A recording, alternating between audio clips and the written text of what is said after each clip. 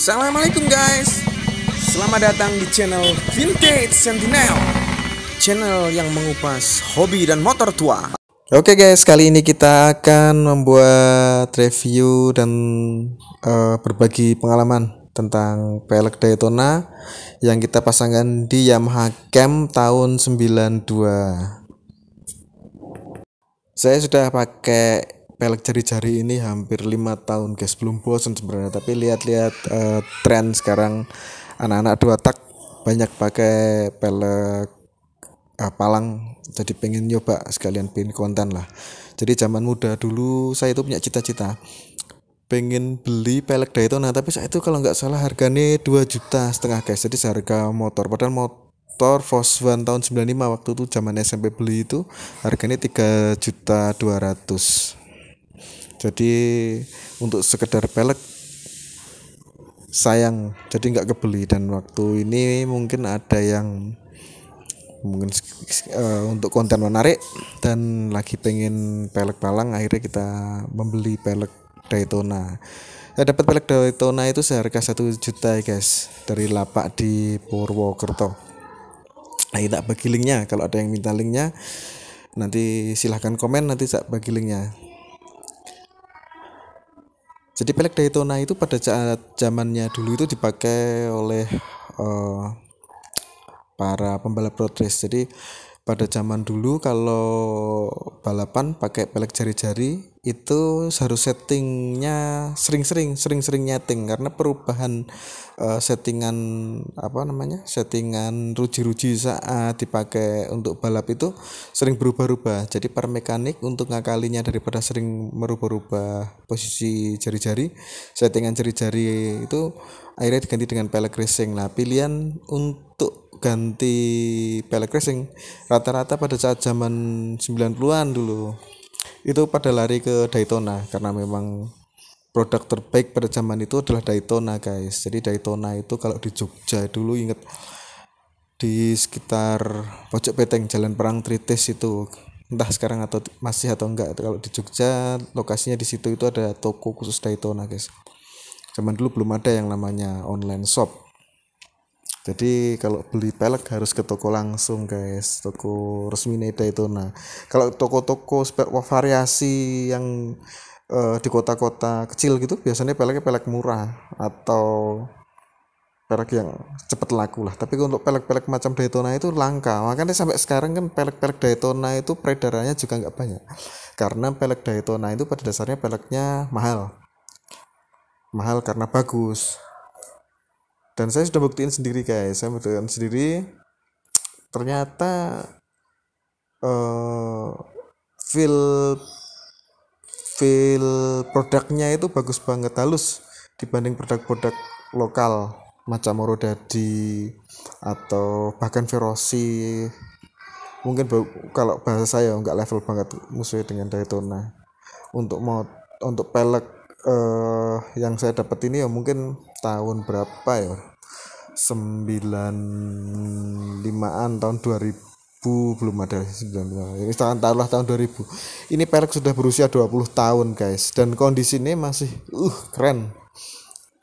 Cacat aja hasil karya tukang tambal ban guys, tapi untuk yang lain-lain oblak enggak sih, masih bagus. Jadi kalau untuk pelek selama 20 tahun dan dipakai buat durabilitas tinggi, kondisi seperti ini masih sangat-sangat hebat menurut saya. Jadi tidak salah kalau zaman dulu pembalap-pembalap menggunakan pelek Daytona. Nah, untuk pemasangannya sama guys, gampang seperti itu, tinggal cabut. Asalkan nanti kalau yang susah itu nyetel kampas ya guys. Jadi setelan kampas itu biasanya kalau tromol lama dan tromol yang dipasang itu kondisi dinding tromol yang dalam itu beda.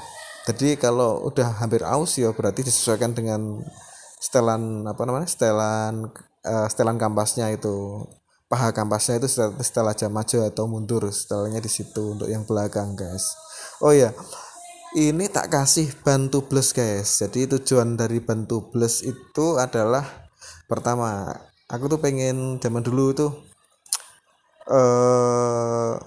idola banget sama ban Batlak. Oh, ban Batlak itu ban idola anak-anak road race, tapi yo susah untuk terbeli. Saat itu kalau nggak salah satunya 350.000 guys, ban Batlak slick. Aku pernah punya bekas pembalap, tak pakai itu sampai bannya itu garis-garis ada putihnya, tetap aja tak pakai guys. Kebanggaan pakai ban Batlak meskipun sampai kelihatan benangnya itu lebih berharga, lebih bangga daripada pakai ban yang IRC, ban baru. Pokoknya zaman dulu itu yang berbau balap, ya itulah yang diidolakan. Nah, kita berganti dengan apa namanya, mengganti cakram pelek yang depan guys. Jadi yang depan itu aku dapatnya sebenarnya di bonus sama lapak yang dari temenku, yang lapak dari Purwokerto itu di bonus cakram depan, tapi cakram depannya lebih bagus punya aku, jadi nanti tak copot cakram depannya. Cakram depan bawaannya itu yang yang ini tuh masih masih tebel, masih rata itu loh guys. Mungkin karena motorku itu dapatnya dulu masih dalam kondisi jarang dipakai. Kata sellernya itu dulu bekas orang Tionghoa, jadi mungkin kalau orang Tionghoa itu lebih care sama motor atau jarang dipakai juga tuh. Dan sekedar informasi, spare part yang nempel di motor itu masih orinan semua guys, dan nyala. Starter tangan, indikator semuanya 100% nyala guys. Nah, untuk ganti-gantinya gampang guys. Nanti kita sing penting kita ngelihat ngelihat perbedaan bagus enggak kalau Yamaha Cam itu dipasang Daytona Palang 3. Nah, itulah kita copot, tak ganti sama yang baru. Ya, kembali cerita lagi ya guys.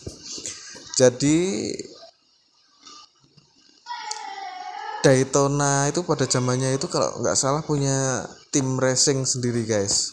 Nah, sekarang pertanyaannya, kenapa aku milih Palang 3 Daytona untuk direview buat Yamaha Camku dibanding pakai GP wheel yang lagi tren guys.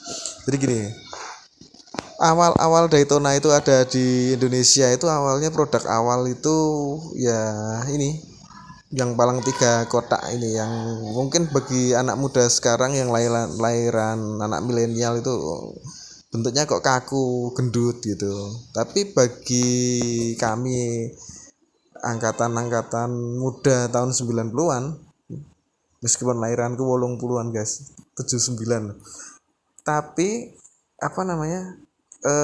Bagi orang yang bukan memburu kenikmatan naik motor tapi memburu nostalgia, itu seni dari membangun motor disesuaikan dengan pada saat zaman dulu itu lebih berharga guys. Jadi pada zaman dulu itu kehidupan tuh enggak, meskipun ada yang bilang enak zamannya Pak Harto gitu ya guys, tapi sebenarnya kalau mau jujur ya paling enak ya zaman sekarang guys. Mau cari apa-apa tinggal Bang Gojek, atau beli apa-apa tinggal pakai jempol.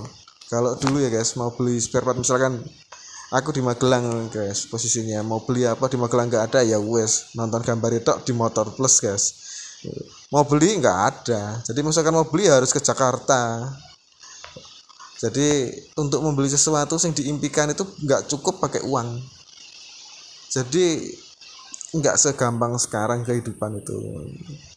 Misalkan zaman sekarang pengen referensi, misalkan ya kalian ini mau bangun pakai Yamaha Cam, aku pengen apa toh pelek Yamaha Cam, akhirnya browsing aja di YouTube, ketemu tuh channel ini ada, oh ini Vintage Sentinel lagi bangun Yamaha Cam pakai pelek. Nah, dulu susahnya bukan main guys.